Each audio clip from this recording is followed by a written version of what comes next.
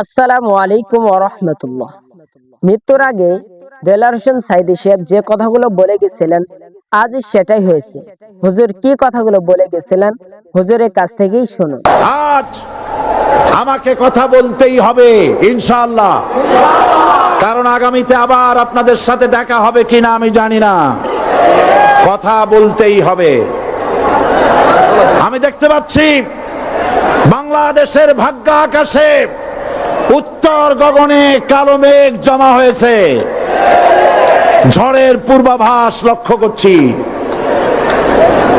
যদি মোকাবেলা করতে না পারেন সক্ষম ভাবে, এমন অন্ধকার গাঢ় কালো অমাবস্যার রাত আসতে পারে যার সুবে সাদে খাওয়া অসম্ভব।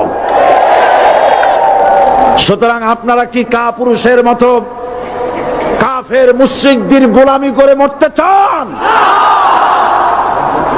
বিড়ালের মতো 500 বছর বেঁচে থাকার কোনো লাভ নাই। সিংহের মতো 1 ঘন্টা বাঁচতে চাই। আমার এই বক্তব্য সারা দুনিয়া শুনেছে। আমরা এই কোরআনের রাজনীতি করি, এই কোরআন নিয়ে বাঁচতে চাই, এই কোরআন নিয়ে মরতে চাই। এই কোরআন থেকে আমাদেরকে বিচ্ছিন্ন করতে চায় কাফের বেঈমান মুশরিকেরা। ও আমার জাতি, কোরআন থেকে যারা বিচ্ছিন্ন করতে চায়, তোমরা কি তাদের বিরুদ্ধে জিহাদের জন্য প্রস্তুত থাকবে? আমাকে রাজাকার বলে জনগণ থেকে বিচ্ছিন্ন করবা? জনগণ থেকে আমারে বিচ্ছিন্ন করা যাবে না, কারণ এই জনগণ আমার জন্য আসে না, এই জনগণ আসে আল্লাহর কোরআনের জন্য। এ কথা বিশ্বাস করো। বাংলাদেশের মুসলমানদের শরীরে 1 বিন্দু রক্ত থাকতে শয়তানের তৈরি করা ধর্মনিরপেক্ষ মতবাদ বাংলার জমিনে কায়েম হতে দেওয়া হবে না, হবে না। 12 কোটি মুসলমানের দেশে আইন তৈরি করবে মানুষ, আমরা মানব না। পার্লামেন্টে তৈরি হতে হবে কোরআন দিয়ে, পার্লামেন্টে আইন তৈরি হতে হবে কোরআন দিয়ে। সুতরাং ভয় যতই পান আর যতই ষড়যন্ত্র করেন, 4 দল যখন একত্রিত হয়েছে, ঐক্যবদ্ধ থাকবে, সরকার ঐক্যবদ্ধভাবে গঠন হবে, নির্বাচন ঐক্যবদ্ধভাবে হবে এবং কোরআন হবে, আল কোরআনের পার্লামেন্ট হবে বাংলাদেশে। দেশ যারা চালায় এই লোকগুলি যদি ভালো হয়, গোটা দেশ ভালো হয়। আর সমস্ত মানুষটা যদি, রাষ্ট্র যিনি পরিচালনা করেন, এই লোকগুলি যদি খারাপ হয়, গোটা দেশ খারাপ হতে বাধ্য। ওরা মনে করে এই ক্ষমতা থেকে আমাদেরকে কেউ নামাইতে পারবে না।